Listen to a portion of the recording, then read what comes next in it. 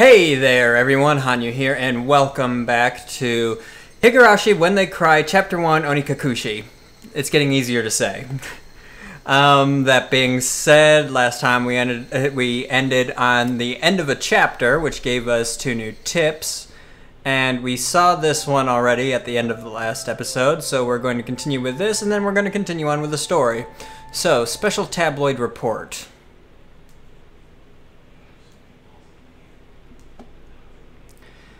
Nightmare befalls Hinamizawa Dam. Lynching and murder dismemberment.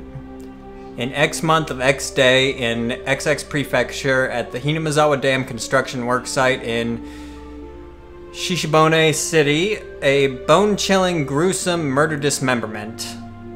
Even though this case has shocked the archipelago, the police will give no details on the case. Archipelago? It's interesting that they say, well, does Japan technically constitute as an archipelago? Or, because there is some parts of Japan where it's a bunch of smaller islands, but then you have the big main island and you have another big island up north. So, does Japan, the whole country, count as an archipelago, or is it talking about one of the smaller archipelagos off the main island of Japan? Because that might actually give us a bit of a hint at where this might take place geographically. Anyway, carrying on. Police will give no details on the case. Exactly what happened at Hinamizawa Dam? They probably didn't mean to kill him at first. As the victim resisted by swinging around a shovel, the rest of the perpetrators armed themselves in return, and it quickly escalated to homicide. So said the aforementioned Investigator A. After this bloody tragedy was over, they were left with a body which nobody thought was alive. XX-san had tormented the suspects daily with his rough behavior. At first it was meant to be payback. All the perpetrators were horrified by their deed, and one even turned himself into the police. It was the de facto leader of this group, XX, who suggested hiding the body. Reluctantly at first, they soon began to think they did not wish to be caught. The construction site had numerous places to hide the body with 6 people.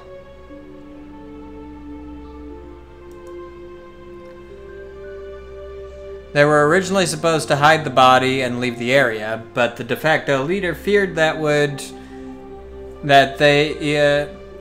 the consciences of the other 5 wouldn't be able to bear the burden, and came up with a horrifying method to keep them from turning him in to the police. He devised the heinous method of splitting up the body among them and making each of them responsible for hiding a piece. XX had turned a simple manslaughter into a gruesome dismemberment and forcibly involved each perpetrator in order to create a sense of unity between them. So it's kind of like, I know what you did last summer, is what I'm getting from this.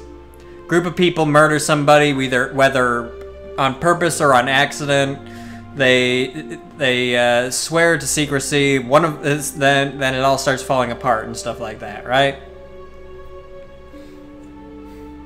Each one participated, but what does this mean? Person A spoke out reluctantly. XX had ordered each and every one of them to dissect a piece for themselves. They were hesitant at first, but nobody refused. In for a penny, in for a pound was what it meant. Thus, an unimaginable, bloody ceremony began. The perpetrators wept and vomited as they performed the gruesome task. There was one person who stubbornly refused, but XX threatened them, saying nothing would change if someone else ended up dead, and he gave up in his objections. But XX's plan collapsed in the span of one night. X, who had refused to dissect the corpse up until the last moment, had broken down into tears at the hospital where he was being treated for an injury sustained during the scuffle and confessed. The criminals were arrested one after the other, but the de facto leader, X's whereabouts were still unknown. Also, the right arm hidden by X has yet to be found. Despite an ongoing search, this horrible individual has so far managed to elude law enforcement. What could the police be doing? It appears that X had said he was going to throw the body, right arm, into the marsh. X's car was discovered abandoned near the marsh, but there were no clues to his whereabouts. X didn't trust his companions. One cannot deny the possibility that he had expected his companions to confess to the police and used his car as a decoy. Of course, I doubt that theory, since he has no car, one would expect him to have a limited area to which he could have escaped to. But within the station, there were rumors going around that he had accidentally slipped and drowned in the marsh when he went to throw away the body. To the locals, that marsh is believed to be bottomless. It's known as Onikakushi, the Ogre's Abyss. Well, that's an interesting name for sure. I like that. And it's said that the bottom of the marsh is connected to the hellish world of demons. The atrocious demon from hell that was X. Could it be that he had returned to hell through the marsh? The Zaijin dragon, bringer of luck and fortune. Prosperous future, ladies leaping into your arms. Business success, promotions, and it seems like we skipped into the horoscope section. Ambition, protection from harm. Not just with pachinko and horse races, but business and even love. Guaranteed or your money back. Oh, it's a bracelet.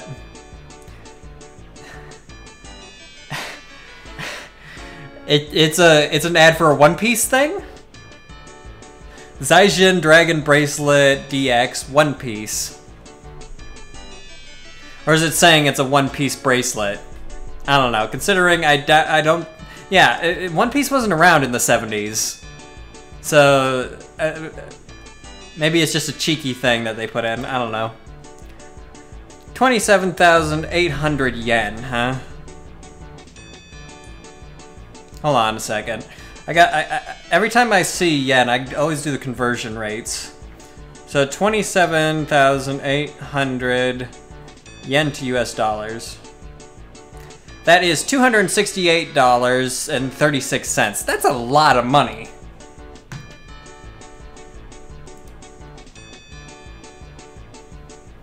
$268, man. That's a bit much. Anyway, okay, that does it for those tips. We will continue on.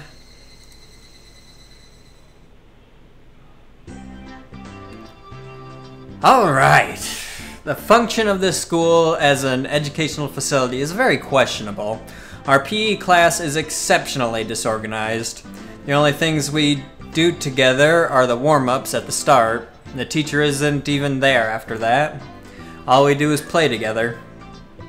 And, you know, that's the best PE right there. No helping it, everybody is a different age or gender. But you know, you could do some like foot races or something like that, kickball. I mean, you don't need to separate by gender, if you ask me. I mean, the whole thing about separation of genders when doing PE in the first place is, it seems backwards to me. I mean, they should be working together, right? I mean, that if you ask me, that's what should happen. But you know, we separate them from genders. We have the guys play like the manly sports like football and stuff like that. Meanwhile, we have the women play volleyball and stuff like that a lot of times, and it's like, stereotype much? Because that's how it was when I was in school anyway, middle school and such. It's like, why can't the women play football and why can't the men play volleyball and why can't we do shit together? Even if it's men versus women, doing stuff together, you know? In my opinion, separation in gym class has always been a bit, why? What's the point?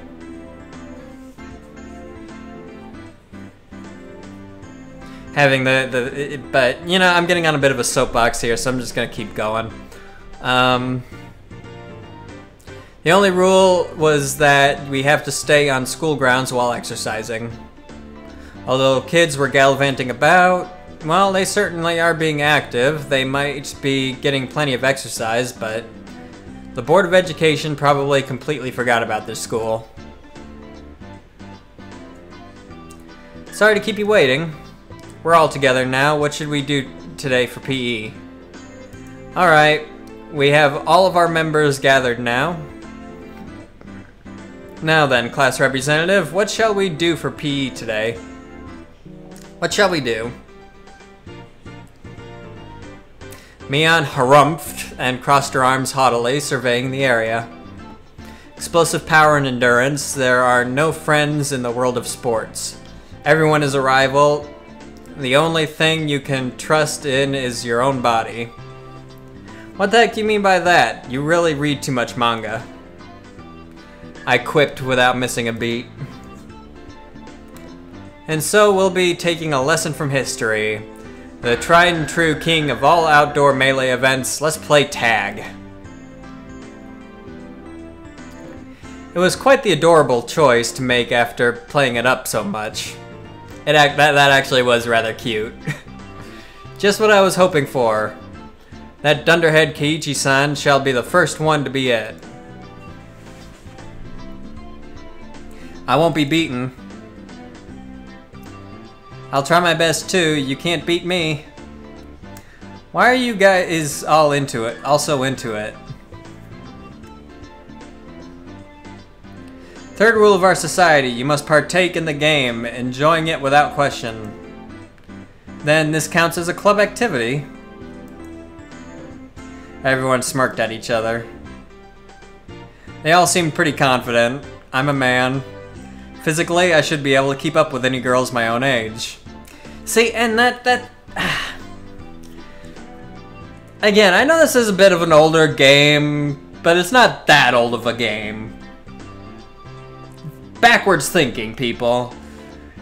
I know plenty of girls that could whip any guy's ass in running, probably even wrestling, and a whole bunch of other things. So, suggesting that you should be better because you're a man, or you should be better at this sport because you're a man, or you should be better at this sport because you're a woman, it's fucked up. I'm not gonna lie. It's backwards thinking. Why can't she be better at football than that guy? And why can't he be better at volleyball than that girl? And why can't they be better at swimming or running or all this other type of stuff? And what makes us think that... Okay, I'm getting off on a bit of a tangent again. I'm just gonna let it go, but that's pretty much how I feel about stuff like this. It's just like, why? Regardless, Mian and Satoko looked like they were aiming for victory, and Rina was looking at me as if pitying my disadvantage. Fine. Tag. I'm in! My yell echoed across the school grounds. These were the rules. Anyone who was able to evade being tagged before the bell was a winner. But we didn't switch who was it. The ones who were tagged by it also became it. So the number of people who were it could increase exponentially. The end game became a hellish siege. They call this version we're playing here zombie tag, you see? Well, that makes sense.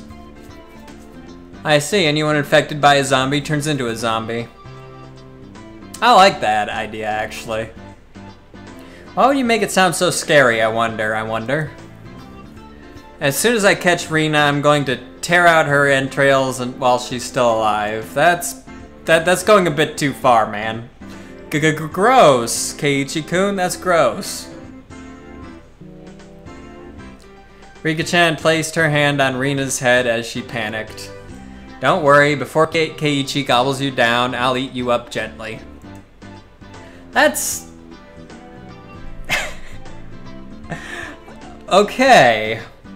Rika, that isn't comforting at all. I agree with that statement. Both Mion and I nodded deeply. So, the first it, how do you decide who's the zombie? With rock, paper, scissors? Well, it is class time after all. Let's decide by answering questions. I'll ask the question, and the one who isn't able to answer is the zombie. I have no idea which grade level they're coming from.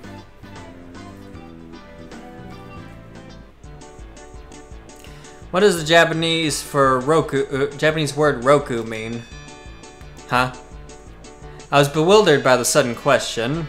Mion repeated it. So you need to answer. What's roku mean in English? What's roku in English? It's 6. How about Kutsushita?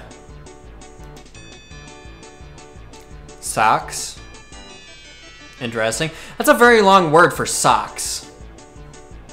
What's the third last letter in the alphabet? X. What does Seibetsu mean? Seibetsu. Of course I know what that is. Satoko cut herself off before finishing the answer. I see, it's quite a lewd question. You're an adult, aren't you? Of course you know what it is, right? I certainly do. Of course I know. Then go ahead and say it. That, you know, that. What does that mean exactly? Oh, Satoko looks like she's in trouble. How cute. Don't take her home, it's a crime. If I didn't nip it in the bud, she really might have tried to take her home. Mion's pursuit was relentless, making Satoko stammer. Now then, go ahead and say it nice and loudly. What does that mean? I do know. I do know. It means sex, doesn't it? That means a person, thing, idea, action, or event that has been previously indicated in context. Huh? Ah. All of us were a bit surprised by Rika-chan's unexpected answer. Okay, maybe it doesn't mean sex. I don't know what that means then. I see. Well, it certainly is what that means. That could have been awkward. I wonder what I would have done in Satoko's position. I'd probably get ticked off and just blurt out you know what at the top of my lungs. I wouldn't want you as my enemy, Mion Sonozaki. Thank goodness you were born a girl. If you were a boy, you'd probably be a perverted asshole. So her being a girl doesn't make her any less of a perverted asshole. Just saying, I guess. Not really an asshole, but she is definitely perverted. Maybe, I don't know, whatever. Carrying on. It appears I have no choice.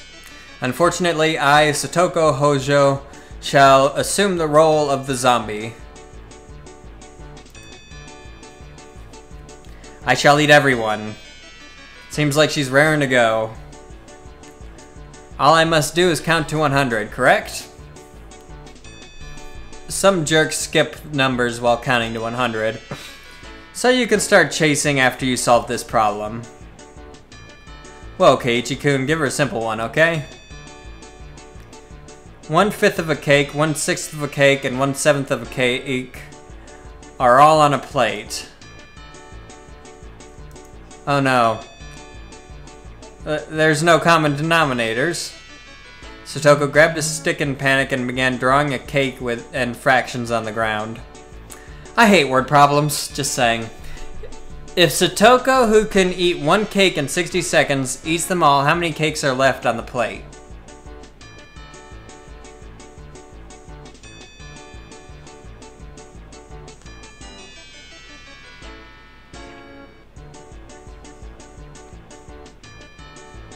One-fourth, 1/6, and 1/7. And that doesn't even make up a whole cake. So that'd be a negative, wouldn't it?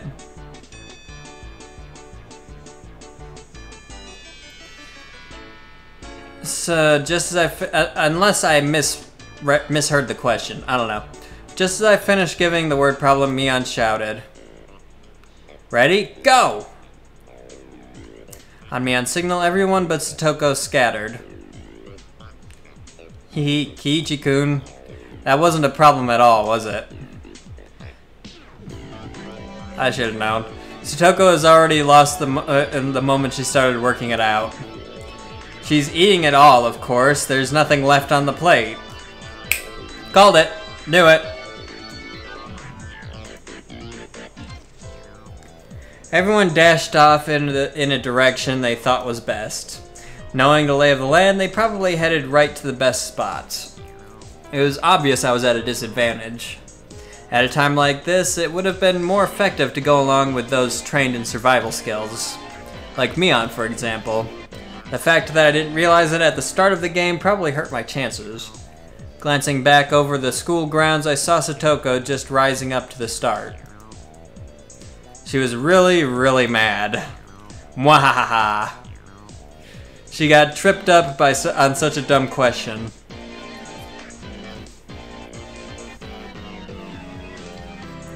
I stood at one of the corners of the school. I had clear sight lines in two directions and would probably have a good response time if any zombies started closing in. For the time being, I caught my breath and focused on what I was trained to think during club activities yesterday. Now think calmly, Keiichi Mibara. If I was it, what would I do? Increasing my numbers would be the shortcut to victory. Then going after the weakest player first is the obvious plan of attack, meaning me. Now then, where could Keiichi-san possibly be? I shan't let you escape, but of course. What would be the best method to track me down? Footprints or smell, or maybe some type of trail. If I could craftily hide my tracks, then there would be no trail for Satoko to follow. But I was no detective. Would I even be able to do that kind of thing in an amateur game like this? Tomita Okamura.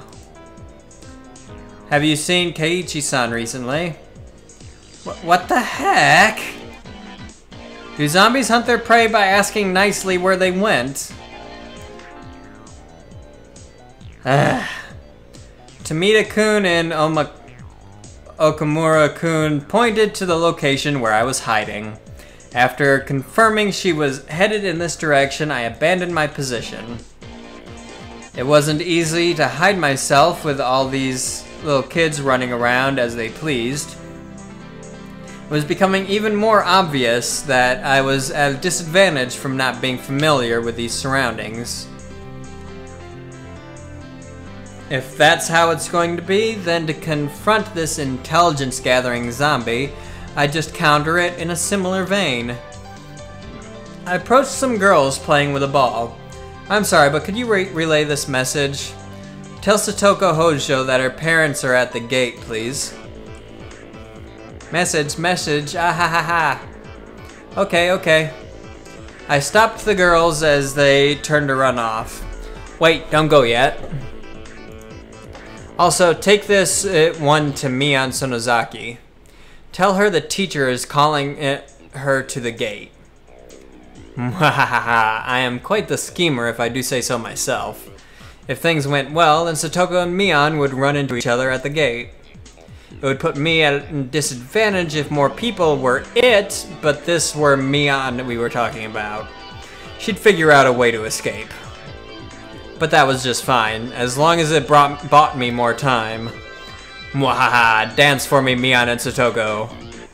In the palm of my hand. Having my fill of playing the con man, I looked for a place to hide. If you think about it logically, I'd only bought myself a scant amount of time, and it might even come back to bite me. Once it became apparent I'd started spreading false information through messengers, I could end up being the recipient of one of those messengers. Satoko would probably ask the messengers to help her look for me. That would mean there would be more zombies than participants in the game. The virus that was brought about by my mischief could cause an epidemic. All my classmates would transform into zombies and would only be searching for me. This tactic might backfire horribly. While trembling at the thought of the impending dawn of the dead, I began searching for a safe house. Found a shed by the incinerator behind the school. After climbing up to the roof, I held my breath. Wasn't a bad place to hold out. Not only did I have a good line of sight, but if necessary I could jump off in 3 different directions to escape. It was getting rowdy down there. The lower grades were running around below the shed. Mibara-san isn't around. Is he over there? Nope. Where's Keiichi-san, I wonder? His dad is at the front gate. Oh boy. So it was exactly like he thought. That was definitely a lie. The word gate, the same one I'd used, gave a hint of revenge. So Mion was behind this. I was still keeping one step ahead of the game. I felt bad for my underclassmen, but they'd have to search until the school bell. Hey, do you know where Keiichi-san is at? His mom suddenly got really sick. A message for Mibara-san. They said his house caught fire and he needs to come to the gate. A jumbo jet fell on top of the Mibara residence. The police have come to question him. Anything goes now. They say he enjoys peeping in bathrooms. What? Is it true he's going around every night stealing panties? Who were they talking about? I heard he wears panties on his head and smells them and stuff. No way I would do that. I heard that class representative Mion was a victim too. What? Guard! This was your doing, Mion! Calm down, Keiichi Mibara. This is Mion's battle tactic to flush me out. Just hold on.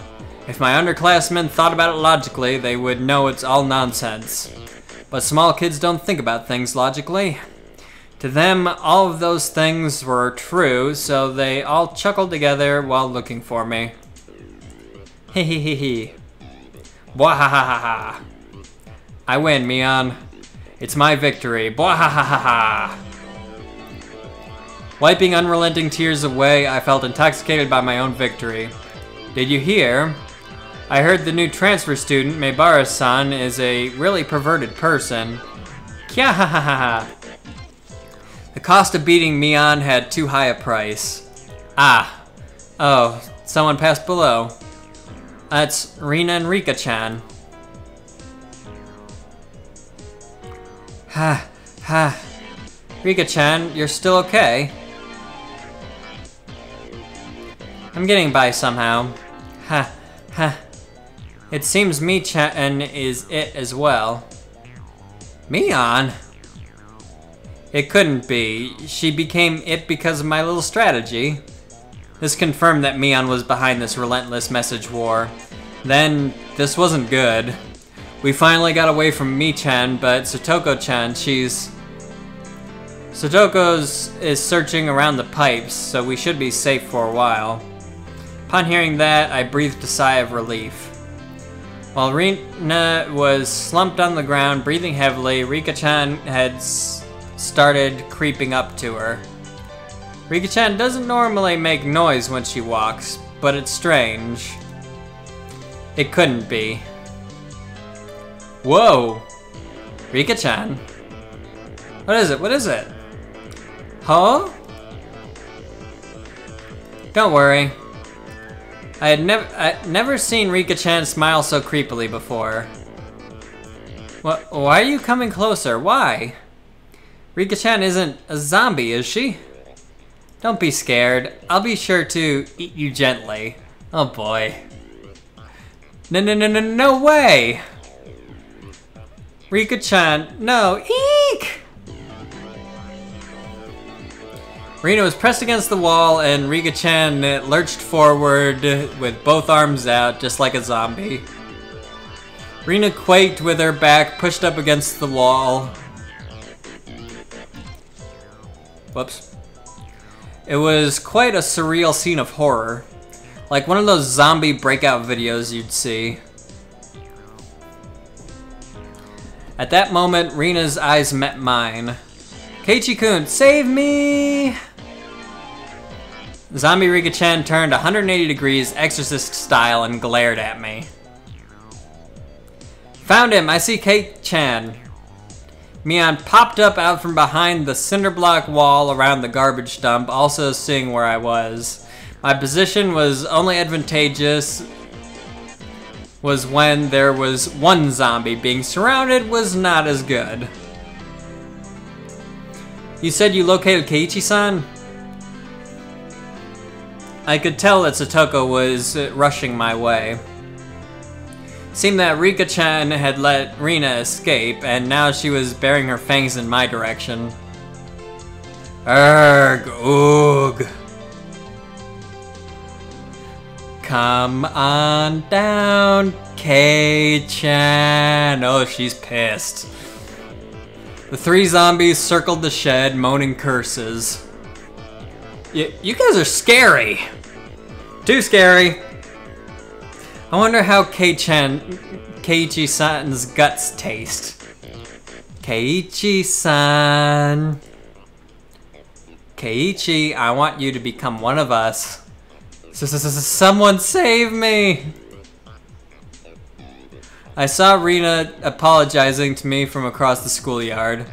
An apology. Sorry. Leaving me for dead? Rina! I leapt off the roof out of fear, slipping as I landed. Satoko and Rika jumped on top of me. After straddling me, they tickled me all over my body. Alright. I lost. Rina wins, I guess. Anyway, thanks for watching, everybody. We're gonna end this episode here, so if you enjoyed it, please leave it a like. Don't forget to subscribe for more content in the future. And until next time, everybody, have a good one. I'll see you later. Bye!